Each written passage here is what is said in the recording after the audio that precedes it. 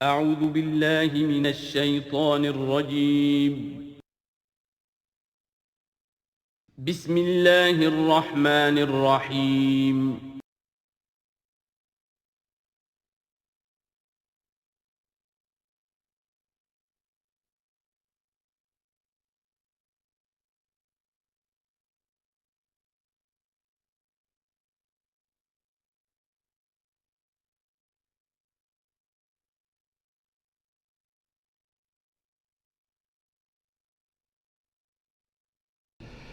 اعوذ باللہ من الشیطان الرجیم بسم اللہ الرحمن الرحیم وَاعْلَمُوا أَنَّمَا غَنِمْتُم مِّن شَيْءٍ فَأَنَّ لِلَّهِ خُمُسَهُ وَلِلرَّسُولِ وَلِذِي الْقُرْبَى وَالْيَتَامَى وَالْمَسَاكِينِ وَابْنِ السَّبِيلِ إِن كُنتُمْ آمَنتُم بِاللَّهِ وَمَا أَنزَلْنَا عَلَىٰ عَبْدِنَا يَوْمَ الْفُرْقَانِ يَوْمَ الْتَقَى الْجَمْعَانِ وَاللَّهُ عَلَىٰ كُلِّ شَيْءٍ قَدِيرٌ صدق اللہ العظیم۔ اب یہاں وہ مال غنیمت کا حکم بیان ہو رہا ہے۔ وَاعْلَمُوا جان لو انما غنمتم من شیء جو بھی غنیمت تمہیں حاصل ہوئی ہے، فَأَنَّ لِلَّهِ خُمُسَهُ تو اس کا خمس پانچواں حصہ تو اللہ کے لیے ہے، وَلِلرَّسُولِ اور رسول کے لیے ہے، وَلِذِي الْقُرْبَى اور رسول کے قرابت داروں کے لیے ہے۔ یہ بات سمجھ لیجئے یہاں اچھی طرح کہ در حقیقت حضور صلی اللہ علیہ وسلم کا جو معاش کا معاملہ تھا، جب تک آپ مکے میں تھے حضرت خدیجہ الکبریٰ رضی اللہ تعالی عنہ کی دولت جو ہے اس سے آپ کا کام چل رہا تھا، جو بھی بچا کچھا ان کا سرمایہ تھا۔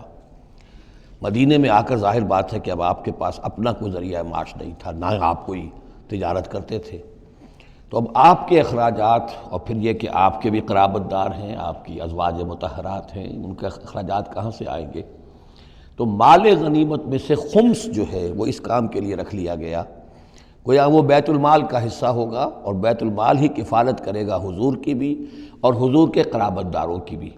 اس کے علاوہ اس بیت المال میں یتامى والمساکین وابن السبیل، اس میں حصہ ہوگا یتیموں کے لیے بھی اور مساکین اور محتاجوں کے لیے بھی اور مسافروں کے لیے بھی۔ یہ گویا کہ پانچواں حصہ مال غنیمت کا تو ہو گیا، سرکار سمجھ لیجیے سرکاری ہو گیا، لیکن اس سرکار میں سب سے بڑا خرچ جو ہے وہ در حقیقت محمد رسول اللہ صلی اللہ علیہ وسلم کے ذاتی، آپ کے اخراجات، آپ کے ازواج مطہرات کا نان نفقہ، آپ کے قرابت داروں کا ذوی القربیٰ، جس میں آپ کو بھی تو ظاہر بات ہے کہ کچھ نہ کچھ صلہ رحمی آپ فرماتے تھے، تو اس کے لیے، اور یہ کہ یتیموں اور مساکین کے لیے وابن السبیل۔ ان کنتم آمنتم باللہ اگر تم ایمان رکھتے ہو اللہ پر، وما انزلنا علی عبدنا اور اس شے پر جو ہم نے نازل کی اپنے بندے پر، یوم الفرقان فیصلے کے دن، یعنی جو شے نازل کی وہ ہے غیبی امداد، نصرت غیبی، جو فرشتے آئے۔ ظاہر بات ہے کہ وہ ایک ان سین جو ہے غیب کا معاملہ ہے، فرشتوں کو دیکھا تو کسی نے نہیں، تو جیسے وحی آتی تھی حضرت جبرائیل لے کر آتے تھے تو اس پر ایمان رکھتے ہو کہ یہ قرآن جو ہے اللہ کی طرف سے ہے، ایسے ہی تمہیں یقین ہونا چاہیے کہ اللہ تعالیٰ نے اپنا وہ وعدہ پورا فرمایا اور اللہ تعالیٰ نے فرشتے بھیجے۔ تو اگر تمہیں وہ یقین ہے تو پھر تم اس حکم کو پورے طور پر یوں سمجھیے کہ دلی طور پر اس کو قبول کرو، خوش دلی کے ساتھ پوری طریقے سے، کہ خمس جو ہے وہ تو اللہ اور اس کے رسول کا، بیت المال کا۔ بقیہ کے بارے میں حضور نے فرما دیا کہ 4/5 جو ہے یہ اب تقسیم ہو جائے گا مجاہدین کے درمیان۔ اس میں اس سے کوئی بحث نہیں ہے کہ کس نے کتنا جمع کیا، سارا مال ایک جگہ جمع ہوگا اور پھر اس کے حصے لگیں گے، چاہے کوئی پہرے پر تھا، جنگ کی نوبت ہی نہیں آئی، چاہے یہ کہ کوئی باقاعدہ جنگ میں کسی نے حصہ لیا، چاہے کسی نے مال غنیمت جمع کیا، چاہے نہیں کیا، جو بھی جنگ میں ہے ان کو برابر کا حصہ ملے گا۔ اس میں یہ ہے کہ جو سواریوں والے تھے انہیں دوہرا، اور جو پیدل تھے انہیں اکیرا،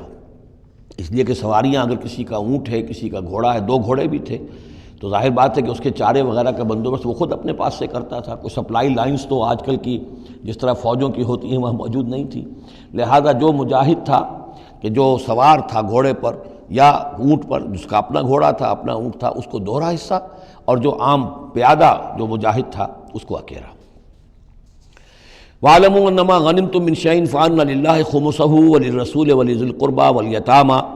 وَالْمَسَاكِينِ وَابْنِ السَّبِيلِ إِن كُنتُمْ آمَنتُم بِاللَّهِ وَمَا أَنزَلْنَا عَلَىٰ عَبْدِنَا يَوْمَ الْفُرْقَانِ يَوْمَ الْتَقَى الْجَمْعَانِ، اس فرقان والے دن، فیصلے کے دن، جس دن کی 2 فوجیں بھڑ گئی تھیں۔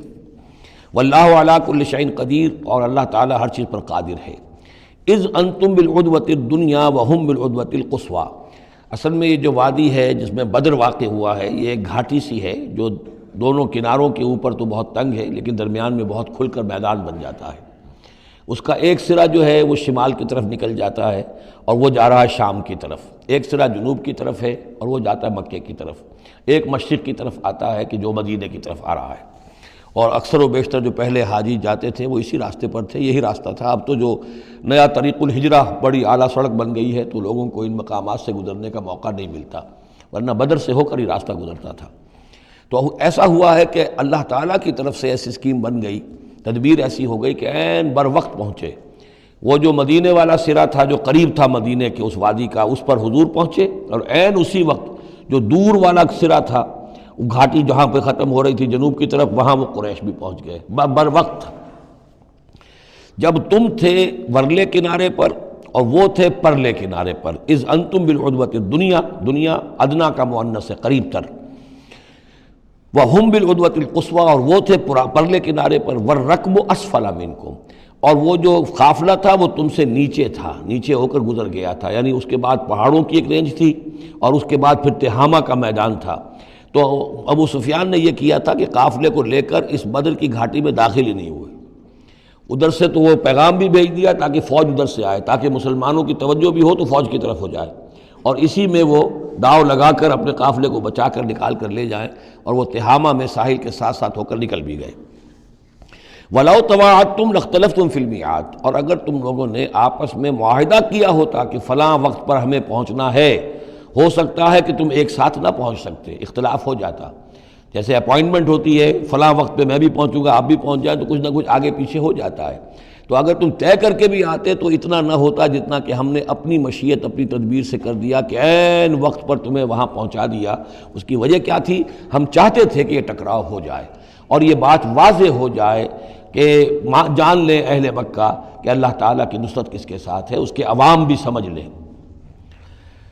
وَلَٰكِن لِيَقْضِيَ اللَّهُ أَمْرًا كَانَ مَفْعُولًا، لیکن یہ سب کچھ لیے ہوا تاکہ اللہ تعالیٰ طے کر دے وہ شے، فیصلہ کر دے کہ جو ہو کر رہنی ہے، كَانَ مَفْعُولًا لِيَهْلِكَ مَنْ هَلَكَ عَنْ بَيِّنَةٍ، تاکہ اب جسے ہلاک ہونا ہے وہ ہلاک ہو بات کے واضح ہو جانے کے بعد۔ اب بھی عوام کی اگر آنکھیں نہیں کھلتی تو پھر گویا کہ وہ پھر مورد الزام خود ہیں، اب ان کے سرداروں نے جو کچھ ان کی مت ماری تھی، اب آ کر اس موقع کے بعد ان کی آنکھیں کھل جانی چاہیے۔ اب بھی اگر کوئی ہلاک ہوتا ہے تو بات کے واضح ہونے کے بعد ہلاک ہو۔ لِيَهْلِكَ مَنْ هَلَكَ عَنْ بَيِّنَةٍ وَيَحْيَىٰ مَنْ حَيَّ عَنْ بَيِّنَةٍ، اور جسے جینا ہے، جس کی زندگی ہے روحانی زندگی، اور جو سیدھے راستے پر آنا چاہتا ہے وہ بھی اس بینہ کی بنا پر وہ سیدھے راستے پر آ جائے اور حیات معنوی حاصل کر لے۔ وَإِنَّ اللَّهَ سَمِيعٌ عَلِيمٌ، اور یقیناً اللہ سب کچھ سننے والا اور جاننے والا ہے۔ اِذْ يُرِيكَهُمُ اللَّهُ فِي مَنَامِكَ قَلِيلًا، جبکہ اللہ تعالیٰ آپ کو دکھا رہا تھا اے نبی ان کو آپ کی نیند میں کم۔ حضور نے خواب میں دیکھا کہ کوئی بڑی طاقت نہیں ہے، بڑی تھوڑی سی جمعیت ہے قریش کی جو آئی ہے، حالانکہ 1000 کا لشکر تھا۔ وَلَوْ أَرَاكَهُمْ كَثِيرًا، اور اگر آپ کو دکھایا ہوتا کہ وہ بڑی بڑی تعداد میں آ رہے ہیں، لَفَشِلْتُمْ، اور آپ نے وہ بات بتائی ہوتی صحابہ کرام کو، اپنے ساتھیوں کو، تو اے مسلمانوں پھر تم کمزوری دکھاتے، تم ڈھیلے پڑ جاتے۔ وَلَتَنَازَعْتُمْ فِي الْأَمْرِ، اور معاملے کے اندر پھر کوئی ایک اور تنازع کھڑا ہو جاتا کہ ہمیں یہاں جنگ کرنی بھی چاہیے کہ نہیں۔ وَلَٰكِنَّ اللَّهَ سَلَّمَ، لیکن اللہ تعالیٰ نے سلامتی پیدا فرما دی۔ إِنَّهُ عَلِيمٌ بِذَاتِ الصُّدُورِ، یقیناً وہ جو کچھ سینوں کے اندر ہے اس سے واقف ہے۔ اس کی توجہ یہ کی ہے مفسرین نے کہ اگرچہ نبی کا خواب جھوٹا نہیں ہو سکتا، یہ نہیں تھا کہ حضور کو جو خواب دکھایا گیا وہ غلط تھا، اصل میں ان کی جو معنوی حقیقت تھی وہ دکھا دی گئی۔ ایک ہے کسی شے کے اندر جو کمیت ہے، کوانٹیٹیو ایلیمنٹ ہے اس کا، ایک ہے جو اس کی کیفیت ہے، جو اس کے اندر اصل حقیقت ہے۔ تو یہ بات جو ہے اچھی طرح سمجھ لینے کی ہے کہ مکے سے جو اصل نفری آئی تھی وہ تو ان عوام الناس کی تھی کہ جن کو بارے میں جن کو معلوم تھا کہ محمد ہمارے بہترین آدمی ہیں صلی اللہ علیہ وسلم، اور جو ان کے ساتھی ہیں وہ ہمارے گل سرسبد ہیں، ہمارے خاندان کے قریش کے بہترین لوگ ہیں، اور پھر یہ کہ انہوں نے کوئی جرم نہیں کیا ہے، کوئی ظلم نہیں کیا ہے، وہ صرف ایک خدا واحد کا کے ماننے والے اور جو ہے وہ نیکیوں کا حکم دینے والے ہیں۔ تو جو ان کے ہاں جو بھی جس کو ہم کہتے ہیں سائلنٹ میجورٹی، عوام الناس، ان کے دل اپنے لیڈروں کے ساتھ نہیں تھے۔ آ تو گئے تھے، وہ ظاہر ان کا جبر تھا، ان کا فیصلہ تھا، لیڈروں کا حکم تھا، آ گئے تھے، لیکن مارے باندھے کو آئے ہوئے تھے۔ ان کے دلوں کے اندر وہ بات نہیں تھی کہ جو کسی ایسے لشکر میں ہوتی ہے کہ جو سمجھتا ہے اپنے آپ کو برحق، ہم حق کے لیے لڑ رہے ہیں، تو اس کے اندر جو طاقت ہوتی ہے اس لڑنے والے کے اندر، وہ اس شخص میں نہیں ہوتی کہ جو مارے باندھے کو لے آیا گیا ہو اور خود اسے اپنے دل میں یہ یقین نہ ہو کہ میں حق کے لیے لڑ رہا ہوں۔ اس اعتبار سے معنوی طور پر جو ان کی کیفیت تھی اس کے اعتبار سے وہ واقعتاً کم تھے، تو حضور کو خواب میں اللہ تعالیٰ نے ان کی اصل حقیقت دکھائی۔ وَإِذْ يُرِيكُمُوهُمْ إِذْ الْتَقَيْتُمْ فِي أَعْيُنِكُمْ قَلِيلًا وَيُقَلِّلُكُمْ فِي أَعْيُنِهِمْ۔ مزید برآں اللہ نے یہ کیا کہ جب دونوں لشکر ٹکرائے ہیں تو ایسی کیفیت پیدا کر دی کہ مسلمانوں کو بھی وہ تھوڑے لگ رہے تھے کہ کوئی زیادہ لوگ نہیں ہیں، اور انہیں بھی مسلمان تھوڑے نظر آ رہے تھے۔ یعنی یہ کہ ہر صورت اللہ نے ایسی بنا دی تھی کہ جنگ ہو اور ڈٹ کر ہو، تاکہ یہ صورتحال جو ہے یوم الفرقان ہونا اس کا بالکل واضح ہو جائے۔ اگر کسی وجہ سے وہ کرنی کترا جاتا معاملہ اور جنگ نہ ہوتی، مقابلہ نہ ہوتا، تو جس طریقے سے کہ اللہ اس کو فیصلہ کن دن بنا دینا چاہتا تھا، یوم الفرقان فیصلے کا دن، وہ صورتحال پیدا نہ ہوتی۔ لِيَقْضِيَ اللَّهُ أَمْرًا كَانَ مَفْعُولًا، تاکہ اللہ پورا کر دے اس معاملے کو کہ جو ہونے والا ہی تھا۔ وَإِلَى اللَّهِ تُرْجَعُ الْأُمُورُ، اور تمام معاملات بالآخر تو اللہ ہی کی طرف لوٹا دیے جائیں گے۔ یا ایھا الذین آمنوا اذا لقیتم فئۃ فاثبتوا، اے اہل ایمان جب بھی اب تمہارا، اب چونکہ دور شروع ہو گیا ہے، اب تمہاری جد و جہد جو ہے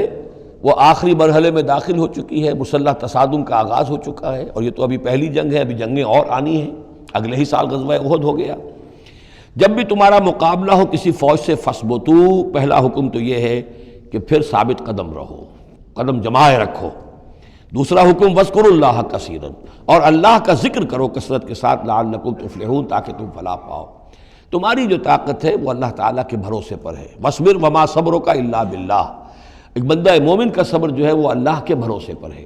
لہذا اللہ یاد رہے گا، اللہ کے ساتھ قلبی تعلق، روحانی تعلق استوار ہوگا تو تم ثابت قدم رہو گے، اور اگر اللہ کے رشتہ ٹوٹ گیا، قلبی رشتہ، روحانی رشتہ، تو پھر تمہارے اندر جان نہیں ہوگی۔ اور تیسرا حکم لعلکم تفلحون، تاکہ تم مراد پاؤ، اور تیسرا حکم اطیعوا اللہ ورسولہ، اور دیکھو تیسرا حکم یہ ہے کہ جو ڈسپلن ہے اس کی پابندی کرو، حکم مانو اللہ کا اور اس کے رسول کا۔ اب ویسے تو یہاں اللہ کا حکم بھی کہا گیا ہے، لیکن ظاہر بات ہے کہ وہاں تو ہر وقت جو حکم آتا تھا وہ رسول کا حکم آتا تھا، اس لیے کہ قرآن بھی آ رہا ہے تو رسول کی زبان سے ادا ہو رہا ہے، اور رسول اپنی جانب سے اپنی اجتہاد کے تحت، اپنی رائے کے تحت، اپنی تدبیر کے تحت کوئی رائے دے رہے ہیں تو بھی حضور کی زبان مبارک سے ادا ہو رہا ہے۔ تو ویسے کہنے کو یہ اللہ اور اس کے رسول کی اطاعت کرو، لیکن عملاً وہ رسول اطاعت بن جاتی ہے۔ بمصطفیٰ برساں خویش را کے دی ہمہ اوست، واطیعوا اللہ ورسولہ ولا تنازعوا، اور دیکھو آپس میں جھگڑو نہیں۔ یہی وہ الفاظ آئے ہیں جو سورہ آل عمران میں ہم پڑھ چکے ہیں۔ وَلَقَدْ صَدَقَكُمُ اللَّهُ وَعْدَهُ إِذْ تَحُسُّونَهُم بِإِذْنِهِ حَتَّىٰ إِذَا فَشِلْتُمْ وَتَنَازَعْتُمْ فِي الْأَمْرِ وَعَصَيْتُم مِّن بَعْدِ مَا أَرَاكُم مَّا تُحِبُّونَ۔ اب یہ ایک سال بعد ہونے والا ہے، یہ ایک سال پہلے ان سے کہا جا رہا ہے نظم کی پابندی کرو، اطاعت رسول پر کاربند رہو، ولا تنازعوا، اختلاف نہ کرو، جھگڑا نہ ڈالو، فتفشلوا، تو تم ڈھیلے پڑ جاؤ گے، وتذهب ريحكم، اور تمہاری ہوا اکھڑ جائے گی، واصبروا، اور ثابت قدم رہو، ان اللہ مع الصابرین، یقیناً اللہ تعالیٰ صابروں کے ساتھ ہے، اللہ کی نصرت، تائید اہل صبر کے ساتھ ہے۔ ولا تکونوا کالذین خرجوا من دیارہم بطرا ورئاء الناس، ان لوگوں کے مانند نہ ہو جانا کبھی جو نکلے تھے اپنے گھروں سے اتراتے ہوئے، اینٹتے ہوئے، اکڑتے ہوئے لوگوں کو دکھانے کے لیے۔ یہ وہ قریش کا لشکر جب چلا ہے تو ابو جہل نے جو بھی ساز و سامان کیا تھا اس کے لیے ڈھول ڈھمکا بھی تھا، اور اس کے ساتھ جو ہے ہر طرح کا لاؤ لشکر، تو وہ تو جا رہے تھے بالکل اس خیال سے کہ فتح ہماری ہے ہی ہے، اور ہم مسل کر رکھ دیں گے، جیسے مچھر کو مسل دیا جاتا ہے۔ یہ مسلمان ہیں کتنے، وہ جو ہے خوب اپنے شان و شوکت کا مظاہرہ کرتے ہوئے جا رہے تھے۔ وَيَصُدُّونَ عَن سَبِيلِ اللَّهِ، اور حقیقت کیا تھی کہ اللہ کے راستے سے روک رہے تھے۔ وَاللَّهُ بِمَا يَعْمَلُونَ مُحِيطٌ، اور جو کچھ وہ کر رہے تھے اللہ اس کا احاطہ کیے ہوئے تھا، اللہ کے قابو سے باہر جانے والی ان کی کوئی تدبیر نہیں تھی۔ وَإِذْ زَيَّنَ لَهُمُ الشَّيْطَانُ أَعْمَالَهُمْ، اور جب کہ شیطان نے ان کے لیے ان کے اعمال کو مزین کر دیا تھا۔ وَقَالَ لَا غَالِبَ لَكُمُ الْيَوْمَ، اور اس نے ان کے کان میں یہ پھونک ماری تھی، یہ وسوسہ ڈالا تھا، آج تم پر کوئی غالب نہیں آ سکتا۔ مکے سے نکلی ہو نفری اور 1000 کی، یہ تو گویا کہ بڑی انہونی سی بات تھی، عرب کے اندر اس طرح کے مواقع بہت کم آتے تھے۔ لا غالب لکم اليوم من الناس، کوئی انسانوں میں سے تم پر غالب نہیں آ سکتا۔ وانی جار لکم، اور میں بھی تمہارے ساتھ ہی ہوں۔ فلما تراءت الفئتان، اور جب دونوں لشکروں نے ایک دوسرے کو دیکھا، آمنے سامنے ہوئی، نکص علی عقبیہ، تو وہ شیطان اپنی ایڑیوں کے بل پیچھے مڑ گیا، بھاگا۔ وقال، اور اس نے کہا انی بریء منکم، میں تم سے لا تعلق ہوں، میرا تم سے کوئی تعلق نہیں، انی ارا ما لا ترون، میں وہ کچھ دیکھ رہا ہوں جو تم نہیں دیکھ رہے۔ فرشتوں کو دیکھنا جو ہے، چونکہ یہ بھی ناری مخلوق ہے، نور اور نار میں بڑا قرب ہے، نوری مخلوق ہے ملائکہ اور ناری مخلوق ہے جن، اور یہ جن ہے عزازیل ابلیس، تو اس کو نظر آ گیا فرشتے آ رہے ہیں۔ انی ارا ما لا ترون، میں وہ کچھ دیکھ رہا ہوں جو تم نہیں دیکھ سکتے، انی اخاف اللہ، مجھے اللہ کا خوف ہے، واللہ شدید العقاب، اور اللہ سزا دینے میں بہت سخت ہے۔ اذ یقول المنافقون والذین فی قلوبہم مرض، اب یہ ایک نقشہ تو یہ تھا کہ جب چلے آ رہے تھے قریش کا لشکر لے کر ابو جہل اور اس کے ساتھی سردار، اور ادھر شیطان بھی ان کو پہلے تو پیٹھ ٹھوکتا ہوا آ رہا ہے، اور عین وقت پر جو ہے وہ ان کو ساتھ چھوڑ کر بھاگا ہے۔ ادھر جب مدینے کے اندر اب جہاں وہاں سے مسلمان چلے تھے، حضور چلے تھے، تو جو کوئی منافق پیچھے رہ گئے تھے وہ اب باتیں کر رہے تھے۔ اذ یقول المنافقون والذین فی قلوبہم مرض، جبکہ کہہ رہے تھے وہ منافق لوگ اور وہ لوگ کہ جن کے دلوں میں روگ تھا، غر ہؤلاء دینہم، ان مسلمانوں کو تو ان کے دین نے بالکل دھوکے میں ڈال دیا ہے، مت ماری گئی ہے، دماغ خراب ہو گیا ہے، قریش سے ٹکرانے چلے ہیں، ان کی عقل جواب دے گئی ہے۔ ہم تو پہلے بھی سمجھتے تھے کہ یہ سفہاء ہیں، بے وقوف ہیں، احمق ہیں، لیکن اب تو معلوم ہوتا ہے کہ سرے سے مت ماری گئی۔ غر ہؤلاء دینہم، ان کے دین نے ان کی مت مار دی۔ ومن یتوکل علی اللہ فإن اللہ عزیز حکیم، انہیں کیا پتا کہ جو کوئی توکل کرے اللہ پر تو اللہ تعالیٰ زبردست ہے، حکمت والا۔ وَلَوْ تَرَىٰ يَتَوَفَّى الَّذِينَ كَفَرُوا الْمَلَائِكَةُ، اور کاش تم دیکھ سکتے جب کہ قبض کرتے ہیں فرشتے ان کافروں کو، ان کی جانوں کو، یضربون وجوہہم، ان کے چہروں پر ضرب لگاتے ہوئے، وادبارہم، اور ان کی پیٹھوں پر، وذوقوا عذاب الحریق، اور کہتے ہیں اب چکھو جلنے کا عذاب، ذالک بما قدمت ایدیکم، اور یہ وہ کچھ ہے جو تمہارے اپنے ہاتھوں نے آگے بھیجا ہے، وان اللہ لیس بظلام للعبید، اور یہ کہ اللہ تو ہرگز اپنے بندوں کے حق میں ظالم نہیں ہے، ظلم کرنے والا نہیں ہے۔ کداب آل فرعون والذین من قبلہم، جیسے کہ معاملہ ہوا آل فرعون کا اور ان کا جو ان سے پہلے تھے۔ آل فرعون سے پہلے قوم شعیب سے پہلے صدوم اور عمورہ کی بستیاں، ان سے پہلے قوم سمود، ان سے پہلے قوم عاد، ان سے پہلے قوم نوح، یہ ہم سورہ اعراف کے اندر یہ ساری چیزیں پڑھ کر آئے۔ کداب آل فرعون والذین من قبلہم کفروا بآیات اللہ، انہوں نے بھی اللہ کی آیات کا کفر کیا، فأخذہم اللہ بذنوبہم، تو اللہ نے پکڑ لیا انہیں ان کے گناہوں کی پاداش میں۔ ان اللہ قوی شدید العقاب، یقیناً اللہ تعالیٰ قوی ہے، قوت والا ہے، زور آور ہے، اور سزا دینے میں سخت ہے۔ ذالک بان اللہ لم یکن مغیرا نعمۃ انعمها علی قوم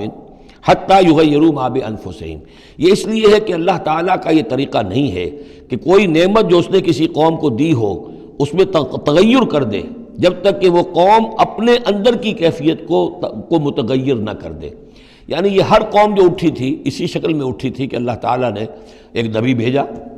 جیسے کہ قوم ہود ختم ہوئی تو حضرت ہود اور ان کے ساتھیوں کے ذریعے سے ایک نئی قوم وجود میں آئی جو آگے چل کر سمود کہلائی۔ تو یہ لوگ کون تھے؟ یہ لوگ تھے جن کو اللہ نے نعمت دی تھی، انعام دیا تھا، احسان کیا تھا، ایمان انہیں ملا تھا، لیکن جب انہوں نے اپنی اس نعمتوں کو بدل دیا، کفر کی روش پر آ گئے، توحید کی پگڈنڈی چھوڑ کر، توحید کی شاہراہ کو چھوڑ کر شرک کی پگڈنڈیوں پہ مڑ گئے، تو پھر اللہ تعالیٰ کی نعمت بھی تبدیل ہو جاتی ہے، اللہ تعالیٰ نعمت سلب کر لیتا ہے، انعام کی جگہ پر اللہ کا عذاب آ جاتا ہے۔ ذالک بان اللہ لم یکن مغیرا نعمۃ انعمها علی قوم حتی یغیروا ما بانفسہم،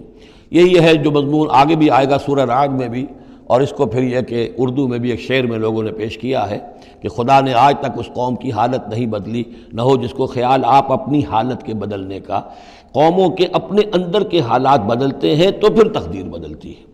صرف خواہش سے، وشفل تھنکنگ سے، امانی سے کوئی بات نہیں ہوا کرتی۔ اور قوم ظاہر بات ہے کہ افراد پر مشتمل ہوتی ہے، پہلے کچھ افراد بدلیں گے، ان کے اندر قلب ماہیت ہوگی، ان کا باطن بدلے گا، ان کی سوچ، ان کے نظریات، ان کے خیالات، ان کے مقاصد، ان کی دلچسپیاں، ان کی امنگیں تبدیل ہو جائیں گی۔ یہ اندر کے بدلے ہوئے لوگ جو ہیں جب کثیر تعداد میں ہوں گے تو پھر یہ مل جل کر زور لگائیں گے، طاقت لگائیں گے، معاشرے کو بدل دیں گے، اور پھر یہ اس طریقے سے کہ انقلاب آئے گا۔ چون بجاں در رفت جہاں دیگر شود، جہاں چو دیگر شد جہاں دیگر شود، جب یہ قرآن کسی کے اندر اتر جاتا ہے اس کے اندر ایک تبدیلی آ جاتی ہے، بالکل بدل جاتا ہے انسان اندرونی طور پر، اور یہ اندرونی تبدیلی ہے جو عالمی انقلاب تک ممتد ہو سکتی ہے۔ وَأَنَّ اللَّهَ سَمِيعٌ عَلِيمٌ، اللہ سب کچھ سننے والا جاننے والا ہے۔ کذاب آل فرعون، جیسے کہ دستور تھا یا ہوا معاملہ آل فرعون کا، والذین من قبلہم، اور جو ان سے پہلے تھے، کذبوا بآیات ربہم، انہوں نے اپنے رب کی آیات کو جھٹلایا، فأہلکناہم بذنوبہم، تو ہم نے ان کو ہلاک کر دیا ان کے گناہوں کی پاداش میں، وأغرقنا آل فرعون، اور آل فرعون کو ہم نے غرق کر دیا، وَكُلٌّ كَانُوا ظَالِمِينَ، اور یہ سب کے سب ظالم تھے۔ ان شر الدواب عند اللہ الذین کفروا فہم لا یؤمنون، بدترین چوپائے اللہ کے نزدیک یہی لوگ ہیں اللہ کے نزدیک جو کفر کرتے ہیں اور وہ ایمان نہیں لاتے۔ یعنی وہی جو آیت ہم پڑھ چکے سورہ اعراف میں کہ یہ لوگ انسان نظر آتے ہیں، حقیقت میں انسان نہیں ہیں۔ لہم قلوب لا یفقہون بہا ولہم اعین لا یبصرون بہا ولہم آذان لا یسمعون بہا اولئک کالانعام بل ہم اضل، وہ چوپایوں کے مانند ہیں بلکہ ان سے بھی گئے گزرے۔ اس لیے شر الدواب کہا گیا، تمام جانداروں میں اور جمان چوپایوں میں، جانوروں میں سب سے برے لوگ جو ہیں وہ یہ انسان نما حیوان ہیں کہ جن کے اندر عقل نہیں، جن کے اندر شعور نہیں، جو ایمان سے خالی ہیں اور کفر پر اور صرف دنیا کی لذتوں پر ریجھ گئے۔ الذین عاہدت منہم ثم ینقضون عہدہم فی کل مرۃ وہم لا یتقون، وہ لوگ کہ جن سے آپ نے اے نبی معاہدہ کیا تھا پھر وہ ہر مرتبہ اپنا عہد توڑتے ہیں اور اس کا کوئی ڈر نہیں رکھتے۔ اب یہ اشارہ ہو رہا ہے یہود کی طرف، کیونکہ حضور جب مدینے میں تشریف لائے تو میں نے آپ کو شروع میں بتا دیا تھا کہ آپ نے بہت بڑا یہ سمجھیے کہ اس کو Montgomery what, professor Montgomery what نے جس قدر تعریف کی ہے اس کی، اور سارے جتنے بھی الفاظ ہو سکتے تھے انگریزی زبان میں، اسٹیٹسمین شپ کہ حضور کا معاملہ، فہمی کا معاملہ، تدبر کا معاملہ، سیاست کو سمجھنے کا معاملہ، اس کی بہت بڑی بات یہ ہے کہ آپ نے یہودی قبائل جو تھے تینوں ان کو معاہدوں میں جکڑ لیا۔ تو یہ ایک بہت بڑا آپ کا کارنامہ تھا، لیکن اب ظاہر بات ہے جکڑے تو وہ گئے، اندر سے وہ دشمنی کرتے تھے، ساز باز کرتے تھے۔ اوپر معاہدہ ہے، اندر سے ساز باز چل رہی ہے، پیغامات بھیجے جا رہے ہیں قریش کو کہ کیا کر رہے ہیں آپ لوگ، کیوں دیر کر رہے ہیں، کیوں نہیں حملہ کرتے، ہم اندر سے آپ کی مدد کریں گے۔ تو یہ کھدبد ابھی چل رہی تھی۔ تو فرمایا الذین عاہدت منہم ثم ینقضون عہدہم،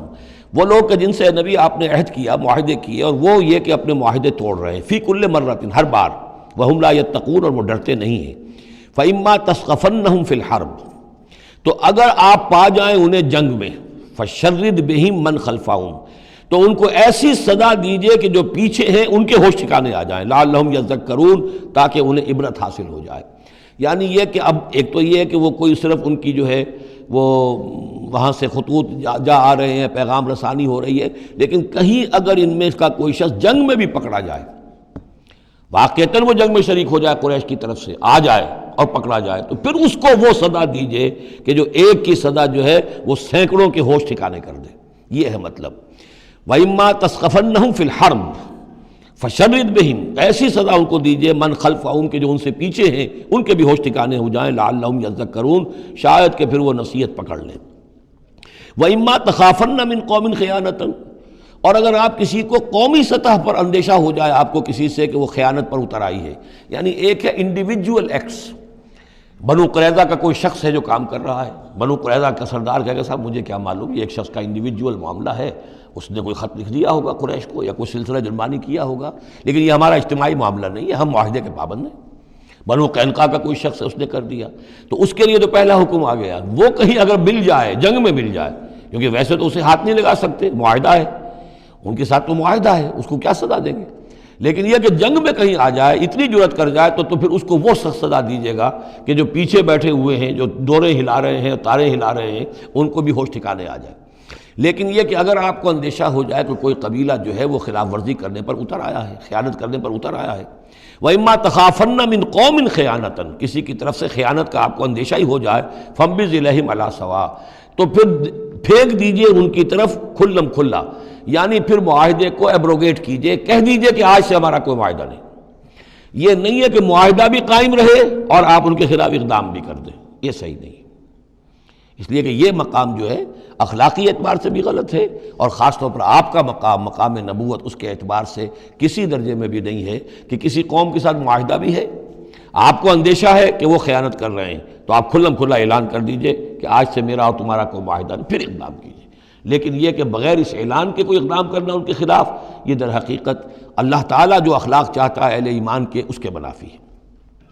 وَإِمَّا تَخَافَنَّ مِن قَوْمٍ خِيَانَةً فَانبِذْ إِلَيْهِمْ عَلَىٰ سَوَاءٍ۔ اصل میں یہی وہ بات تھی جس کے حوالے سے مولانا مودودی مرحوم نے 1948 میں یہ جو جہاد کشمیر اس وقت ہو رہا تھا اس کے بارے میں رائے ظاہر کی تھی کہ ہندوستان کے ساتھ ہمارے سفارتی تعلقات ہیں، بھارت کے ساتھ ہمارا سارا معاملہ معاہدات کے اوپر چل رہا ہے،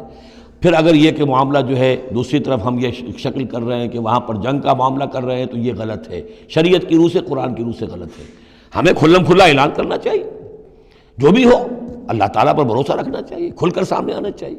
یہ یا کہ میز کے اوپر تو معاہدہ ہے، ہاتھ مل رہے ہیں اور میز کے نیچے سے ٹانگیں گھسیٹی جا رہی ہیں، یہ دنیا داروں کا دھندا تو ٹھیک ہے، لیکن اسلام کی روح سے ایک اسلام کے نام پر بننے والی مملکت کی حکومت کا یہ طرز عمل درست نہیں ہے۔ یہ تھا وہ معاملہ جو سن 48 میں مولانا مودودی نے یہ رائے ظاہر کی تھی، اور اس پر پھر کافی ان کے خلاف جو ہے عوامی جذبات جو ہیں وہ بہت جو ہے اس وقت بہت بلند ہو گئے تھے، مشتعل ہو گئے تھے،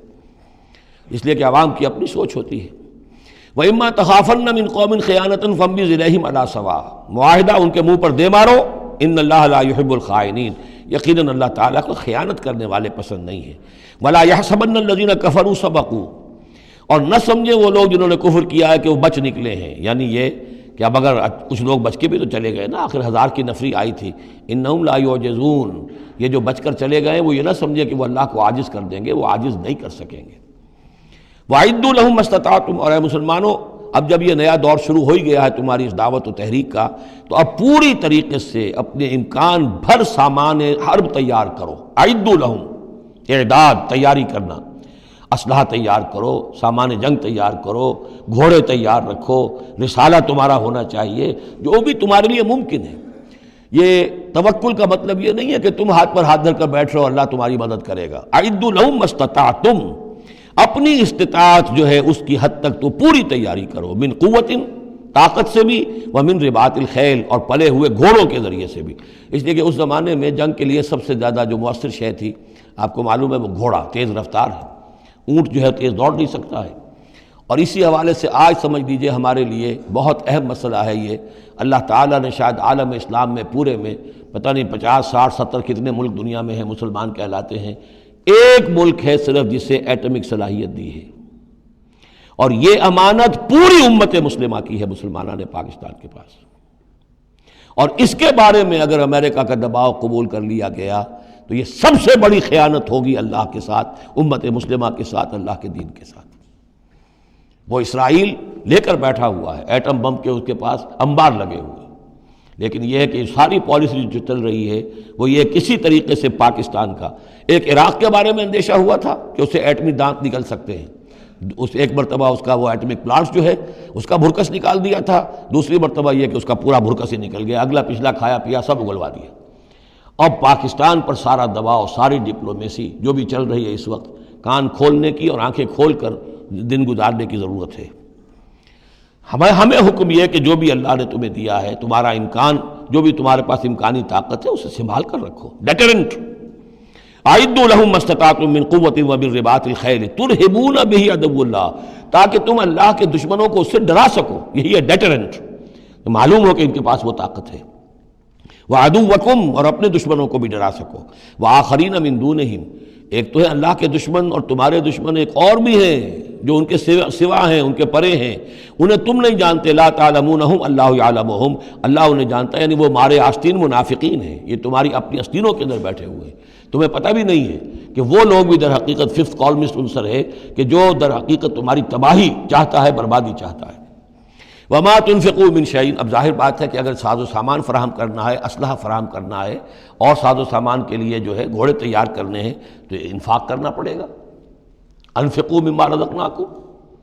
وما تنفقوا من شیء فی سبیل اللہ یوفی الیکم، اور دیکھو جو کچھ بھی تم خرچ کرو گے اللہ کی راہ میں وہ پورا پورا تمہیں مل جائے گا، پورا پورا دیا جائے گا، وانتم لا تظلمون، اور تم پر کوئی زیادتی نہیں ہوگی، تمہاری کوئی حق تلفی نہیں ہوگی۔ تم دو تو صحیح، اب وہ پورے 2 رکوع ذہن میں لے آئیے جو سورہ بقرہ میں ہم نے پڑھے تھے کہ اگر کوئی شخص اللہ کی راہ میں مال خرچ کرتا ہے، فی سبیل اللہ خرچ کرتا ہے، تو جیسے ایک دانہ جو ہے وہ زمین کے اندر ڈال دیتے ہو، اس سے جو ایک پودا نکلتا ہے، اس میں سٹے ہوتے ہیں، 7 سٹے ہیں، اور ہر سٹے کے اندر 100 دانے ہیں، تو وہ ایک دانہ 700 دانے پیدا کر رہا ہے، اور اللہ تعالیٰ جس کو چاہے گا 700 گنا سے بھی زیادہ اجر و ثواب دے گا۔ کہاں صد کر رکھ رہے ہو اپنے پیسے؟ خرچ کر دو اسے، اس لیے کہ اب اس دعوت کا اور اس تحریک کا اور محمد رسول اللہ کی جو جد و جہد ہے اس کا وہ مرحلہ آ گیا ہے کہ اب ساز و سامان اور کیل کانٹے سے لیس ہونا ضروری ہے۔ وَإِن جَنَحُوا لِلسَّلْمِ فَانْجَحْ لَهَا، اور اے نبی اگر وہ اپنے بازو اپنے کندھے نیچے گرا دے امن کے لیے، صلح کے لیے، اگر قریش آمادہ ہو جاتے ہیں تو آپ بھی جھک جائیے، کوئی بات نہیں، صلح کر لیجیے۔ وَتَوَكَّلْ عَلَى اللَّهِ، اللہ پر توکل کیجیے، یعنی یہ کہ اگر وہ صلح کرنے کے اوپر آمادہ ہے صلح کر لیجئے، اور ڈریے نہیں کہ ہو سکتا ہے وہ چال چل رہے ہوں، نہیں، صلح کا جواب صلح سے دیجئے، لیکن یہ کہ اللہ پر توکل کیجئے، وہ السمیع العلیم، وہ سب کچھ انہ هو السمیع العلیم، یقیناً وہ سب کچھ سننے والا اور جاننے والا ہے۔ وَإِن يُرِيدُوا أَن يَخْدَعُوكَ، اور اگر وہ چاہتے ہو کہ آپ کو دھوکہ دے دیں، فَإِنَّ حَسْبَكَ اللَّهُ، تب بھی آپ نہ گھبرائیں، آپ کے لیے اللہ کافی ہے، اللہ کی طرف سے ضمانت ہے۔ هو الذی ایدک بنصرہ وبالمؤمنین، وہی تو ہے اللہ جس نے اے نبی آپ کی مدد کی ہے اپنی نصرت سے اور اہل ایمان کے ذریعے۔ یہ ذرا نوٹ کیجئے، اللہ نے محمد کی مدد کی ہے اہل ایمان کے ذریعے، یعنی اللہ تعالیٰ کا یہ فضل ہوا محمد رسول اللہ صلی اللہ علیہ وسلم پر کہ ایسے صحابہ عطا فرمائے جو مخلص تھے، کہ جہاں آپ کا پسینہ گرا وہاں انہوں نے اپنی خون کی ندیاں بہا دیں۔ حضرت موسیٰ کو ایسے ساتھی میسر نہیں آئے، کیا حال تھا جبکہ ان کو کہا گیا اللہ کی راہ میں جنگ کرو، اور ان کا فضل بنتا وربک فقاتل انا ہاؤنا قاعدون، جاؤ تم جاؤ، ہم بیٹھے ہیں یہاں۔ رب انی لا املک الا نفسی واخی فافرق بیننا وبین القوم الفاسقین۔ یہاں یہ ہوا تھا جب دوسری مرتبہ مقام صفرا پر جب ہوئی ہے جو مشاورت، اور وہ بڑی یوں سمجھیے کہ کانٹے کی مشاورت تھی، وہاں بھی کچھ لوگ زور دے رہے تھے مسلسل کہ چلیے ہمیں چلنا چاہیے پہلے قافلے کی طرف، وہ تو آپ کو سیرت کی کتابوں میں پڑھنا ہوگا، لیکن یہ ہے کہ اس وقت حضور کا منشا یہ تھا، آپ بار بار کہ اچھا آپ اور لوگ مشورہ دیں، اور لوگ بھی مشورہ دیں۔ حضرت مقداد نے کھڑے ہو کر یہی بات کہی رضی اللہ تعالیٰ عنہ، اے نبی آپ ہمیں موسیٰ کے ساتھی نہ سمجھیے جنہوں نے کہہ دیا تھا وَسَبَّ أَنْتَ وَرَبُّكَ فَقَاتِلَا إِنَّا هُنَا قَاعِدُونَ، ہم آپ کے ساتھی ہیں، آپ جو حکم دیں ہم حاضر ہیں۔ حضرت ابوبکر نے تقریر کی، حضرت عمر نے تقریر کی، حضور دیکھ رہے ہیں انصار کا کیا منشا ہے، ان کی کیا رائے ہے۔ پھر کھڑے ہوئے حضرت سعد، انہوں نے کہا ہے کانک تعنینا یا رسول اللہ، اے اللہ کے رسول شاید آپ کا روح سخن ہماری جانب ہے، شاید اس وجہ سے کہ ہمارا جو معاہدہ ہوا تھا بیعت عقبہ ثانیہ میں وہ یہ تھا کہ اگر مدینے پر حملہ ہوگا تو ہم آپ کی حفاظت کریں گے، شاید یہ گمان ہے آپ کا۔ فَإِنَّا آمَنَّا بِكَ وَصَدَّقْنَاكَ، ہم آپ پر ایمان لا چکے، ہم نے آپ کی تصدیق کی، ہم نے آپ کو اللہ کا رسول مانا، اب ہمارے پاس کوئی آپشن نہیں ہے۔ خدا کی قسم اگر آپ اپنا گھوڑا سمندر میں ڈال دیں گے ہم بھی آپ کے پیچھے اپنی سواریاں سمندر میں ڈال دیں گے، اور خدا کی قسم اگر آپ ہمیں کہیں گے ہم اپنی اونٹنیوں کو دبلا کر دیں گے، برق الغمات تک جا پہنچیں گے، یعنی یمن کا شہر ہے برق الغمات، وہاں تک پہنچ جائیں گے چاہے ہماری اونٹنیاں لاغر ہو جائیں۔ اس کے بعد حضور کا چہرہ کھل اٹھا کہ انصار کی طرف سے بھی ان کے ایک رئیس نے یہ بات کہی ہے، پھر آپ نے کہا چلو اب بدر کی طرف۔ تو یہ اللہ تعالیٰ نے گویا کہ حضور کی مدد کی ہے اہل ایمان سے۔ هو الذی ایدک بنصرہ، ایک تو اللہ کی مدد آئی آسمان سے، فرشتے آئے، اور ایک وبالمؤمنین، اور اہل ایمان کے ذریعے سے آپ کی مدد کی ہے۔ من انصاری الی اللہ، کون ہے میرا مددگار اللہ کی راہ میں۔ وَأَلَّفَ بَيْنَ قُلُوبِهِمْ، اور ان اہل ایمان کے دلوں میں اللہ نے محبت پیدا کر دی۔ لَوْ أَنفَقْتَ مَا فِي الْأَرْضِ جَمِيعًا مَا أَلَّفْتَ بَيْنَ قُلُوبِهِمْ، ارے نبی اگر آپ دولت کے ذریعے سے محبت پیدا کرتے کہ لوگوں کو زیادہ زیادہ ان کے دل کی نرمی کے لیے، تالیف قلب کے لیے جو ہے پیسے دیے جائیں، اگر زمین کی ساری دولت بھی آپ خرچ کر دیتے تو ان میں یہ تالیف، یہ الفت پیدا نہیں ہو سکتی تھی۔ وَلَٰكِنَّ اللَّهَ أَلَّفَ بَيْنَهُمْ، یہ تو اللہ تعالیٰ ہی نے ان کے مابین یہ الفت پیدا کر دی ہے۔ یہ ہم سورہ آل عمران میں بھی پڑھ چکے ہیں کہ تمہارا معاملہ جو ہے اذ کنتم اعداء فالف بین قلوبکم فاصبحتم بنعمتہ اخوانا، آیت نمبر 103 ہے سورہ آل عمران کی۔ وکنتم علی شفا حفرۃ من النار فانقذکم منها کذالک یبین اللہ لکم آیاتہ لعلکم تہتدون، تم تو تباہی کے آگ کے گڑھے کے کنارے تک پہنچ چکے تھے۔ ولیکن اللہ الف بینہم انہ عزیز حکیم، یقیناً وہ زبردست ہے حکمت والا۔ یا ایھا النبی حسبک اللہ ومن اتبعک من المؤمنین، اے نبی آپ کے لیے اللہ کافی ہے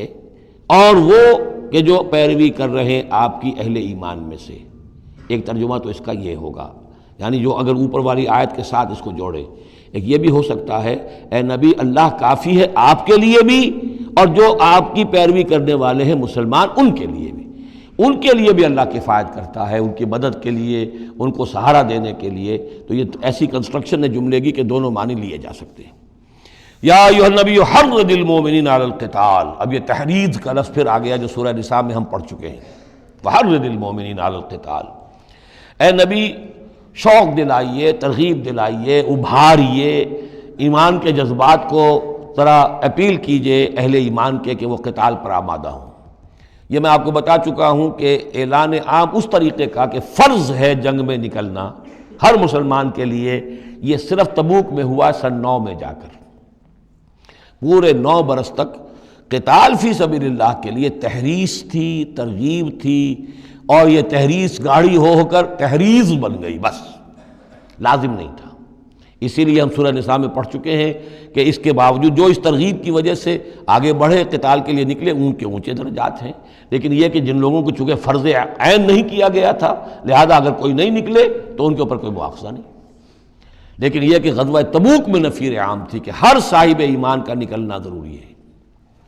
حرض المؤمنین علی القتال ان یکن منکم 20 صابرون، اگر تم میں سے 20 ہوں گے صبر کرنے والے، یغلبوا 200 تو وہ 200 پر غالب آ جائیں گے۔ وَإِن یکن منکم 100، اور اگر ہوں گے تم میں سے 100، یغلبوا 1000، وہ غالب آ جائیں گے 1000 پر، من الذین کفروا، کافروں میں سے، بأنہم قوم لا یفقہون، اس لیے کہ وہ سمجھ نہیں رکھتے۔ سمجھ سے مراد کیا ہے؟ انہیں اپنے موقف کی حقانیت کا یقین نہیں ہے۔ ایک شخص ہے جو جانتا ہے میں حق پر ہوں، میں حق کے لیے لڑ رہا ہوں، ایک شخص ہے ڈل مل ہے، ایسے ہی لڑ رہا ہے، مارے باندھے کو لڑ رہا ہے، کسی کے کہے سے آ گیا، مرسینری ہے، تنخواہ یافتہ ہے اس لیے آ گیا۔ اب اس میں اور اس میں زمین و آسمان کا فرق ہوگا۔ تو ان لوگوں کو چونکہ وہ شے حاصل نہیں ہے لہذا ان کی حالت کیا ہے کہ اگر آپ 10 ہوں گے 100 پر غالب آ جائیں گے۔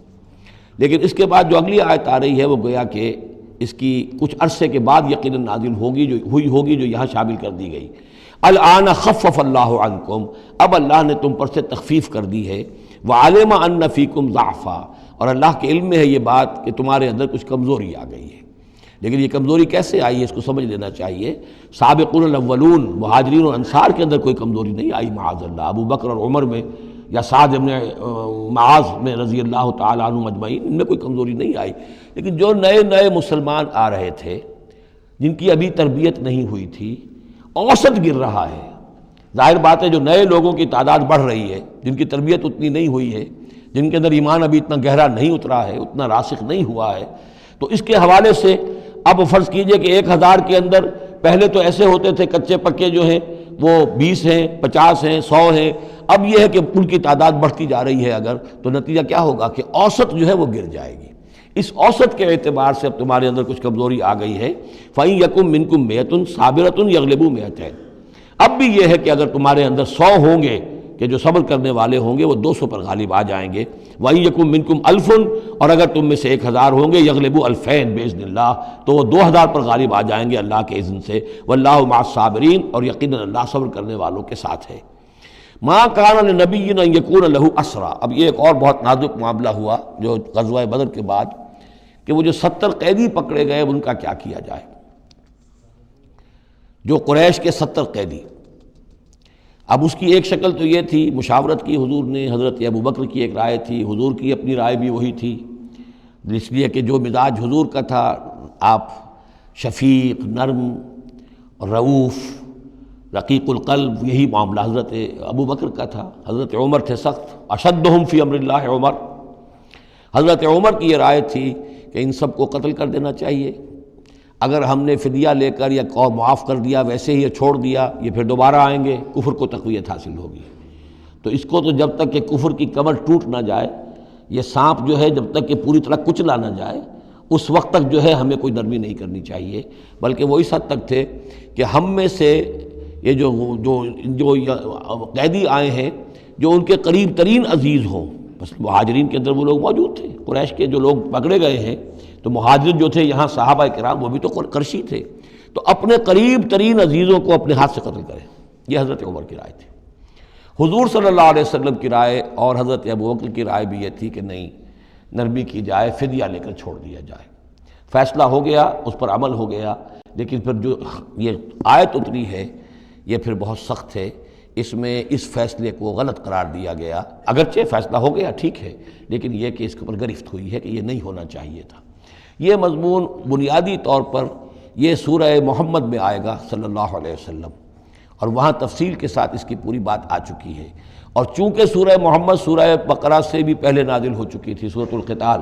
اس حوالے سے یہ بات جو ہے بہت اہم ہے کہ اس میں یہ قاعدہ قانون آ چکا تھا۔ اس کے باوجود اس بات کا ہو جانا یہ گویا کہ ایک طرح سے ایک کوتاہی ہوئی ہے، وقتی طور پر نظر انداز ہو گیا اللہ تعالیٰ کا مستقل حکم۔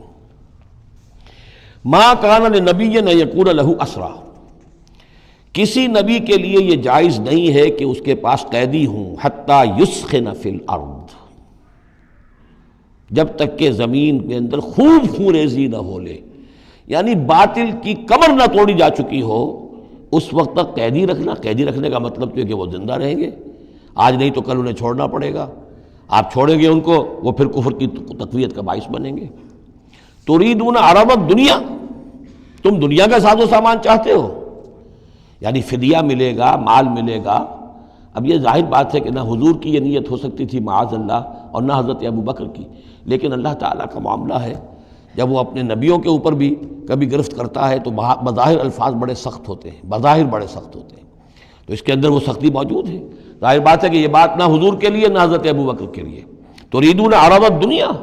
تم دنیا کا سامان چاہتے ہو، واللہ یرید الآخرہ، اللہ کے پیش نظر آخرت ہے۔ سورہ محمد کی آیت نمبر 4 میں یہ پورا قانون آئے گا، ہم وہاں پڑھ لیں گے۔ واللہ عزیز حکیم، اور اللہ تعالی عزیز اور حکیم ہے۔ لولا کتاب من اللہ سبقہ، اگر نہ ہوتی بات اللہ کی طرف سے جو پہلے سے آ چکی تھی، یعنی سورہ محمد کی آیت نمبر 4، اس میں ایک امکان نکلتا تھا اس کی تعبیر کا، اگرچہ تعبیر کے اندر میرے نزدیک غلطی ہوئی ہے، لیکن پھر بھی ایک اس کے اندر امکان موجود تھا جس کو کہ استعمال کیا ہے محمد الرسول اللہ صلی اللہ علیہ وسلم سے۔ لولا کتاب من اللہ سبقہ، اگر یہ اللہ تعالیٰ کی طرف سے بات پہلے سے طے نہ ہو چکی ہوتی، لمسکم فیما اخذتم عذاب عظیم، تو جو کچھ تم نے یہ فدیہ وغیرہ لیا ہے اس پر تم پر بڑا سخت عذاب آتا۔ قانون ہم سورہ محمد میں پڑھیں گے کہ وہ کیا تھا، اور اس کی انٹرپریٹیشن کے اندر یہاں حضور نے کس جگہ سے گنجائش نکالی۔ دیکھیے ہوتا یہ ہے کہ آپ کا رجحان نرمی کا ہے تو آپ ایک ہی بات کے اندر سے نرم پہلو نکال لیں گے، جیسے کہ میں نے عرض کیا تھا کہ جو لوگ کے سنتے ہیں الذین یستمعون القول فیتبعون احسنہ، وہ لوگ کہ جو کسی بات کو سن کر پھر پیروی کرتے ہیں اس میں سے بہترین کی، جو بھی اس میں اعلیٰ ترین درجہ ہے اس تک پہنچنے کی کوشش کرتے ہیں۔ لیکن طبیعت کے اندر جب نرمی تھی تو اس نرمی کی وجہ سے حضور نے اس کے اندر ایک اپنے لیے گنجائش نکال لی، لیکن چونکہ اس آیت کے اندر وہ گنجائش واقعتاً موجود ہے، لہذا فرمایا اگر وہ نہ ہوا ہوتا، لولا کتاب من اللہ سبقہ، اگر وہ آیت پہلے نازل نہ ہو چکی ہوتی، لمسکم فیما اخذتم عذاب عظیم، تو تم پر جو بھی تم نے لیا ہے یہ فدیہ وغیرہ، اس پر تم پر بڑی سخت پکڑ ہوتی اور عذاب آتا۔ روایات میں آتا ہے کہ حضور بھی اور حضرت ابوبکر بھی دونوں پھر اس آیت کے نزول کے بعد روتے رہے ہیں کہ ہم سے یہ خطا ہوئی ہے۔ بہرحال خطا اجتہادی ہے، کوئی غلط اس طرح کی نہیں ہے کہ کسی صریح حکم کی خلاف ورزی کی گئی ہو، وہ یہ ہے کہ جو بھی اس میں رعایت رکھی گئی تھی اس کو آپ نے اپنے اجتہاد سے اس کے اندر سے جو بھی نرمی کا پہلو تھا وہ نکال دیا۔ فَكُلُوا مِمَّا غَنِمْتُمْ حَلَالًا طَيِّبًا، تو اب کھاؤ جو تمہیں ملا ہے غنیمت۔ غنیمت میں وہ بھی ہے جو عین جنگ کے موقع پر مال غنیمت ملا، اور جو فدیہ اب مل رہا ہے وہ بھی غنیمت ہے۔ حلالاً طیبہ، کھاؤ، اس میں کوئی اب تمہیں ہچکچاہٹ نہ ہو، حلال اور طیب ستھرا۔ واتقوا اللہ، اللہ کا تقوی اختیار کرو، ان اللہ غفور الرحیم، یقیناً اللہ تعالیٰ بخشنے والا رحم فرمانے والا ہے۔ یا ایھا النبی قل لمن فی ایدیکم من الاسریٰ، اے نبی کہہ دیجئے ان لوگوں سے جو آپ کے قبضے میں ہیں قیدی۔ اب قیدیوں میں جان لیجئے حضرت عباس ابن عبد المطلب بھی تھے رضی اللہ عنہ، جو حضور کے چچا تھے۔ گمان غالب یہ ہے کہ وہ ایمان تو لا چکے تھے، اپنے ایمان کا اعلان نہیں کیا تھا، لہذا جنگ میں کفار کے ساتھ ہو کر آئے تھے، وہ بھی گرفتار تھے۔ اور بھی کچھ لوگ تھے کہ جن کے بارے میں حضور جانتے تھے کہ یہ لوگ جو ہے اپنی دلی خواہش سے نہیں آئے ہیں، بلکہ یہ کہ اپنے سرداروں کے دباؤ کی وجہ سے آئے ہیں، لیکن قانون تو قانون ہے۔ تو اس طریقے کا معاملہ جب ہوا ہے، اور پھر حضور کے اپنے اقدامات، وہ قیدی ہیں ابو العاص، ان کی بڑی صاحبزادی زینب رضی اللہ تعالی عنہا نے پھر ان کے لیے اپنا وہ ہار بھیجا ہے جو حضرت خدیجہ نے انہیں شادی کے موقع پر دیا تھا۔ تو یہ ایسی کیفیات ہیں، ہم جب پڑھتے ہیں ان چیزوں کے تو ہمارے لیے تو ایک تعلق جو ہے وہ ایک ماضی کی تاریخ کے قصوں کی ہے۔ وہاں تو یہ خونی رشتے بھی تھے، تعلقات بھی تھے، ایک ہی خاندان ہے، ایک ہی قبیلہ ہے، اسی کے لوگ آئے ہوئے ہیں۔ تو اب حضور کے دل میں جو ہے اس وقت سنا یہ ہے کہ جب رات کے وقت کراہ رہے تھے حضرت عباس، انہیں باندھا ہوا تھا، سخت ظاہر بات ہے قیدیوں کو جکڑا ہوا ہے رسیوں کے اندر، تو ان کے جو کچھ اتنا بند تھے کہ سخت تھے، وہ جو بند تھے جن میں بندھے ہوئے تھے کہ کراہ رہے تھے، تو حضور نے کہا تمام قیدیوں کے بند ڈھیلے کر دو۔ یہ نہیں کہا کہ صرف عباس کا بند ڈھیلا کر دو، بلکہ آپ نے ان کی کراہنے کی آواز سن کر پھر آپ نے فرمایا سب کے بند ڈھیلے کرو، اتنا سخت ان کو نہ باندھو۔ تو اس طرح کا معاملہ جو ہے اس کو ذہن میں رکھیے۔ یا ایھا النبی قل لمن فی ایدیکم من الاسریٰ، کہہ دیجئے ان سے جو آپ کے ہاتھ میں اب قیدی ہیں، ان یعلم اللہ فی قلوبکم خیرا، دیکھو اگر جو کچھ تمہارے دلوں میں ہے اللہ کے علم میں ہے کہ وہ خیر ہے، یؤتکم خیرا مما اخذ منکم، تو جو کچھ تم سے اس وقت لیا گیا ہے اس سے بہتر اللہ تمہیں دے دے گا۔ یعنی یہ کہ نیت کا معاملہ تمہارا اور اللہ کے مابین ہے، ہمارا معاملہ قانون کا ہے۔ تم آئے کفار کے ساتھ جنگ کرتے ہوئے آئے ہو، پکڑے گئے ہو، اب ان میں کوئی ڈسکریمنیشن نہیں ہو سکتی۔ کوئی شخص کہے کہ نہیں صاحب میں تو مجبوراً آیا تھا، اور میں تو کسی کے کہنے میں آیا تھا، اور میں تو حقیقت میں تو اسلام لا چکا تھا، یہ بات جو ہے اب نہیں چلے گی۔ لہذا یہ ضرور ہے کہ اگر تمہارے دل میں کوئی خیر ہے، کوئی بھلائی ہے، اور اس وقت یہ کہ تم سمجھتے ہو کہ تم اس صورتحال میں مجبوراً پھنس گئے ہو اور تمہیں فدیہ ادا کرنا پڑ رہا ہے، تو اللہ تعالیٰ تمہیں اس سے کہیں زیادہ دے دے گا کہ جو آج تمہیں فدیے میں دینا پڑ رہا ہے۔ ظاہر بات ہے کہ وہاں بیویوں کو خبریں پہنچی، انہوں نے اپنے زیور بھیجے ہیں، حضرت زینب رضی اللہ تعالی عنہا نے بھی اپنا زیور بھیجا، ہار بھیجا ہے، اور حضور کی آنکھوں میں آنسو آ گئے جب آپ نے وہ ہار دیکھا، حضرت خدیجہ کا ہار رضی اللہ تعالی عنہ۔ وہ پوری زندگی جو آپ کی گزری تھی حضرت خدیجہ کے ساتھ، وہ ساری آنکھوں میں نگاہوں کے سامنے آ گئی، جو ان کی وفاداری تھی اور جو انہوں نے خدمت کی تھی، وفا شعاری کی تھی۔ تو اس کے بعد مسلمانوں سے کہا کہ یہ ماں کی یادگار تھی بیٹی کے پاس، اگر آپ لوگ اجازت دیں تو یہ اس کو واپس کر دیا جائے، تو اس کو پھر لوگوں کی اجازت سے وہ ہار واپس کیا گیا۔ تو یہ سارے جو جذباتی معاملات تھے ان کو اچھے سے سمجھیے کہ ہم پڑھتے ہوئے ان چیزوں کو سمجھتے ہیں کہ جیسے ایک بس تاریخ کا ایک واقعہ ہے، اس کے ساتھ جو احساسات، جذبات، جو اس کے ساتھ اور فوری جو اس وقت کی کیفیات تھی، اس کا ہمارے لیے اکثر و بیشتر تو ممکن ہی نہیں کہ تصور کر سکیں۔ یا ایھا النبی قل لمن فی ایدیکم من الاسریٰ، اے نبی کہہ دیجئے ان لوگوں سے جو آپ لوگوں کے قبضے میں ہیں اس وقت ان قیدیوں میں سے، ان یعلم اللہ فی قلوبکم خیرا، اگر اللہ کے علم میں ہے کہ تمہارے دل میں خیر ہے، یؤتکم خیرا مما اخذ منکم، تو جو کچھ تم سے لیا گیا ہے اللہ اس سے بہتر تمہیں دے دے گا، ویغفر لکم، اور تمہیں بخش دے گا، واللہ غفور الرحیم، اور اللہ غفور الرحیم ہے۔ وَإِن يُرِيدُوا خِيَانَتَكَ، اور اگر یہ آپ سے خیانت کرنا چاہیں، جھوٹ بول رہے ہوں، جھوٹی قسمیں کھا رہے ہوں کہ ہمارے ساتھ تو معاملہ یوں ہو گیا تھا اور ایسے آ گئے تھے، فقد خان اللہ من قبل، تو پھر یہ پہلے اللہ سے بھی خیانتیں کرتے رہے ہیں، فامکنا منکم، اللہ تعالیٰ نے ان کو پکڑوا دیا، واللہ علیم حکیم، اللہ حکیم اور علیم ہے۔ اب یہ ایشو سمجھئے کہ کنکلوڈنگ آیات ہے سورہ مبارکہ کی، ان الذین آمنوا وہاجروا وجاہدوا باموالہم وانفسہم فی سبیل اللہ والذین آووا ونصروا اولئک بعضهم اولیاء بعض، یقیناً وہ لوگ جو ایمان لائے اور جنہوں نے ہجرت کی اور جہاد کیا اپنے اموالوں اور جانوں کے ساتھ اللہ کی راہ میں، اور وہ لوگ جنہوں نے انہیں پناہ دی اور ان کی مدد کی، اولئک بعضهم اولیاء بعض، یہ وہ لوگ ہیں کہ جو ایک دوسرے کے ساتھی ہیں، رفیق ہیں۔ یہ آپ نے بات سمجھ لی۔ اس وقت تک مسلمان معاشرہ جو ہے یہ دو حصوں میں علیحدہ علیحدہ منقسم تھا، مہاجرین، انصار۔ اگرچہ مہاجرین اور انصار کو بھائی بھائی بنایا جا چکا تھا، لیکن ظاہر بات ہے کہ صرف اس طرح کے تعلق سے وہ پورا جو قبائلی نظام جو ہے وہ ایک دم تو تلپٹ نہیں ہو جاتا۔ تو اس وقت تک یہ صورتحال بھی یہ ہے کہ جو پہلے جو 8 مہمیں حضور نے بھیجی ہیں اس میں کسی انصاری کو شریک نہیں کیا، وہ ایکسکلوسیولی مہاجر فینومینن تھا۔ جنگ بدر میں پہلی مرتبہ جو ہے انصار شریک ہوئے ہیں، ورنہ پہلے صرف مہاجرین تھے۔ لہذا وہ پہلی آیت جو ہے ان الذین آمنوا، وہ لوگ جو ایمان لائے، وہاجروا، انہوں نے مکے سے ہجرت کی، مدینے آ گئے، وجاہدوا باموالہم وانفسہم فی سبیل اللہ، اور انصار مدینہ تو اب جہاد میں شریک ہوئے ہیں، یہ 1.5 سال سے اس جہاد میں پہلے سے چلے آ رہے ہیں کہ پوری 8 مہمیں جو پہلے کی ہیں وہ ایکسکلوسیو جو ہیں وہ صرف مہاجرین نے کی ہیں۔ وجاہدوا باموالہم وانفسہم فی سبیل اللہ، یہ ایک ایک طبقہ ہو گیا، ایک جماعت ہو گئی۔ والذین آواؤ، اور انصار کی شان کیا ہے؟ انہوں نے انہیں جگہ دی، پناہ دی، اپنے گھر تقسیم کر دیے، اپنی دکانیں تقسیم کر دیں، اور اس طریقے سے مسلمانوں کے لیے اپنے دلوں میں بھی اور اپنے گھروں میں بھی پوری جگہ پیدا کی۔ اولئک بعضهم اولیاء بعض، انہوں نے مدد بھی کی، یہ سب ایک دوسرے کے ساتھی ہیں۔ والذین آمنوا ولم یہاجروا، اور وہ لوگ کہ جو ایمان لائے لیکن ہجرت نہیں کی، ما لکم من ولایتہم من شیء، تمہارا ان کے ساتھ اب کوئی تعلق نہیں۔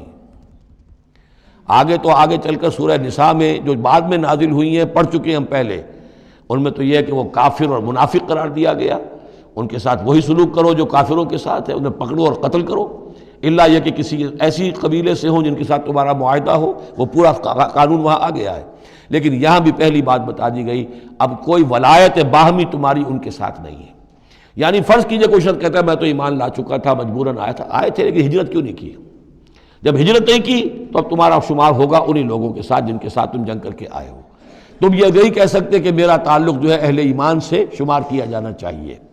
والذین آمنوا ولم یہاجروا ما لکم من ولایتہم من شیء، تو کوئی تمہاری ان سے رفاقت نہیں ہے، کوئی تعلق نہیں ہے، کوئی عہد نہیں ہے، کوئی قول و قرار نہیں ہے۔ یہ آیت بھی معلوم ہوتا ہے کہ انہی جو اسیر تھے غزوہ بدر کے، انہی کی طرف اصل میں روح سخن ہے۔ حتیٰ یہاجروا، جب تک کہ وہ ہجرت نہ کریں، ہاں واپس جائیں، فدیہ دے کر جائیں، پھر ہجرت کر کے آ جائیں تو ٹھیک ہے، پھر وہ مسلمانوں میں سے ہوں گے، تمہارے بھائی ہوں گے، تمہارے حمایتی ہوں گے اور تم ان کی حمایت کرو گے۔ وَإِنِ اسْتَنصَرُوكُمْ فِي الدِّينِ، اور وہ لوگ کہ جو ایمان تو لائے لیکن ہجرت نہیں کی، اپنے اپنے قبیلوں میں رہے یا مکے میں رہے، اگر وہ تم سے مدد مانگے دین میں، فَعَلَيْكُمُ النَّصْرُ، تو اے مسلمانوں تم پر واجب ہے ان کی مدد کرنا۔ إِلَّا عَلَىٰ قَوْمٍ بَيْنَكُمْ وَبَيْنَهُمْ مِيثَاقٌ، سوائے اس کے کہ وہ کسی ایسی قوم سے تعلق رکھتے ہوں کہ جن کے اور تمہارے درمیان کوئی معاہدہ ہے۔ اگر کوئی قبیلہ ہے کہ جس کے ساتھ حضور نے معاہدہ کیا ہوا ہے صلح کا، اور وہاں کوئی مسلمان ہے اور وہ ہجرت تو کر نہیں رہا، وہاں سے وہ مدد کی درخواست کرتا ہے کہ میری مدد کی جائے، تو اس کے خلاف اس کی مدد نہیں کی جائے گی، اس لیے کہ قوم کے ساتھ معاہدہ ہے۔ واللہ بما تعملون بصیر، اور جو کچھ تم کر رہے ہو اللہ اسے دیکھ رہا ہے۔ والذین کفروا بعضهم اولیاء بعض، اور وہ لوگ جنہوں نے کفر کیا وہ ایک دوسرے کے ساتھی ہیں، ایک دوسرے کے حمایتی ہیں، ایک دوسرے کے پشت پناہ ہیں۔ عرب قبائلی معاشرے کے اندر یہ جو ولایت کا معاملہ ہوتا تھا، اس میں پھر یہ ذمہ داریاں بھی آتی تھیں۔ کسی کے اوپر تاوان پڑ گیا ہے تو جو اس کے ولی ہیں، جو اس کے حلیف ہیں، ان کو بھی تاوان میں سے حصہ بھی دینا پڑتا تھا۔ کوئی قیدی ہو گیا ہے، اسے کوئی فدیہ دینا ہے، تو جو اس کے حلیف ہیں، جب اس کے گھر والے بھی وہ فدیے کے لیے رقم جمع کریں گے تو وہ حلیف بھی اس کے اندر اپنا حصہ ڈالیں گے۔ تو یہ تو معاشرے کے اندر جو قبائلی معاشرہ ہوتا ہے یہ چیزیں ہوتی ہیں۔ تو یہاں فرما دیا گیا جو کافر ہیں وہ ایک دوسرے کے حلیف ہیں،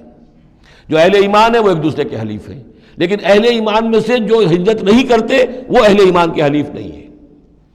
بلکہ وہ تو انہی کافروں کے ساتھ شمار ہوگا ان کا جن کے ہاں وہ رہ رہے ہیں۔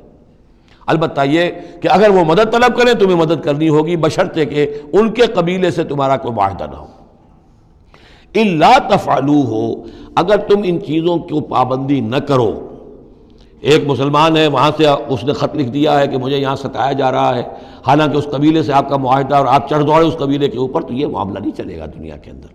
ہر چیز کا ایک قاعدہ ہے، قانون ہے، اسے وہاں سے ہجرت کرنی چاہیے، یا ہجرت نہیں کر رہا ہے تو تکلیف جھیلنی چاہیے، برداشت کرنی چاہیے۔ مسلمان مدد نہیں کر سکتے چونکہ اس کے قبیلے سے مسلمانوں کا معاہدہ ہے۔ الا تفعلوہ، اگر یہ قواعد و ضوابط پیش نظر نہیں رکھو گے، ان کی پابندی نہیں کرو گے، تکن فتنۃ، تو پھر تو یہ ہے کہ فساد برپا ہو جائے گا، فتنہ پھیلے گا، فی الارض و فساد کبیر، اور بہت بڑی جو ہے بدامنی ہو جائے گی۔ اب وہ آیت آگے جس کا میں نے ذکر کیا تھا، والذین آمنوا وہاجروا وجاہدوا فی سبیل اللہ والذین آووا ونصروا اولئک هم المؤمنون حقا۔ اب ان دو طبقات کو جمع کر دیا گیا، والذین آمنوا وہاجروا وجاہدوا فی سبیل اللہ والذین آووا ونصروا، ویسے یہ کہ وہ لوگ جو ایمان لائے اور جنہوں نے ہجرت کی اور جنہوں نے جہاد کیا اللہ کی راہ میں، یعنی یہ مہاجرین، والذین آووا، اور وہ انصار مدینہ جنہوں نے انہیں پناہ دی، انہیں جگہ دی، انہیں اکوموڈیٹ کیا، والذین آووا ونصروا، اور نصرت کی، اولئک هم المؤمنون حقا لهم مغفرۃ ورزق کریم، ان کے لیے مغفرت ہے اور رزق کریم ہے۔ تو مومن حقیقی کی تعریف یہاں پر جو آئی ہے دو حصوں میں بٹ کر، وہ میں چاہتا ہوں کہ پھر اچھی طریقے سے آپ سمجھ لیں، انتہائی اہم بات ہے یہ۔ ایک مسلمان کے لیے بنی الاسلام علی خمس، 5 چیزیں ہیں، کلمہ شہادت، نماز، روزہ، حج، زکوٰۃ۔ لیکن حقیقی مومن ہونے کے لیے دو چیزیں اور بڑھیں گی، صرف شہادت نہیں، یقین قلبی اور نماز روزہ حج زکوٰۃ کے ساتھ جہاد فی سبیل اللہ۔ گویا کہ 7 چیزیں ہوں گی، 7 شرطیں پوری ہوں گی تو ایک شخص بندہ مومن کہلائے گا۔ یہ تعریف ہے کہ جو سورہ الحجرات کی آیت نمبر 14-15 میں آئی، وہاں پہلے فرمایا قالت الاعراب آمنا قل لم تؤمنوا ولکن قولوا اسلمنا ولما يدخل الايمان في قلوبكم۔ یہ بدو کہہ رہے ہیں ہم ایمان لے آئے، اے نبی ان سے کہہ دیجئے تم ایمان نہیں لائے ہو، بلکہ یوں کہو کہ ہم مسلمان ہو گئے، ہم نے اطاعت قبول کر لی ہے، ابھی تک ایمان تمہارے دلوں میں داخل نہیں ہوا۔ اب اگلی آیت میں پھر اسی سیاق کے اندر اگلی آیت میں مومن کون ہے؟ انما المؤمنون الذين آمنوا بالله ورسوله ثم لم يرتابوا۔ مومن تو وہ ہیں جو ایمان لائیں اللہ پر، اس کے رسول پر، پھر شک نہ باقی رہے، یقین بن جائے۔